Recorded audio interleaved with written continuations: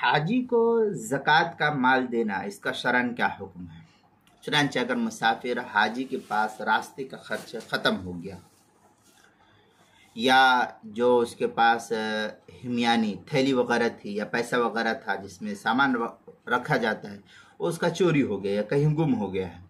اور اس کے گھر میں مال و دولت اور پیسہ موجود ہے، لیکن فوری طور پر لانے کی اس کے پاس کوئی صورتحال موجود نہیں ہے،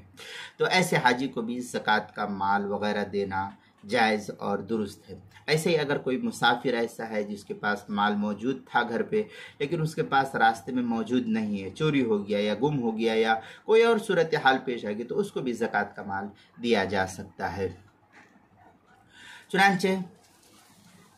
اللہ تعالیٰ کا فرمان بدائع الثناء میں اس طریقے سے نقل کیا گیا، وفی سبیل اللہ، آگے ہے عبارت عن جمیل قرب فیدخل فی کل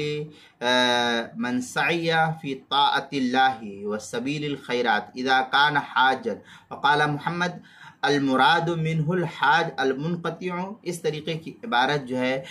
بدائع الثناء جلد نمبر 2 صفحہ نمبر 45، فتاوی تاتارخانیہ جلد نمبر 2 صفحہ نمبر 270، جو ادارت القرآن کراچی پاکستان کا چھپا ہوا نسخہ ہے، البحر الرائق جلد نمبر 2 صفحہ نمبر 242، فتاوی شامی جلد نمبر 2 صفحہ نمبر 343 پر اس کو نقل کیا گیا ہے۔ اسی طریقے سے زکوٰۃ کے مسائل کا انسائکلوپیڈیا، اس کے حروف تہجی ہا،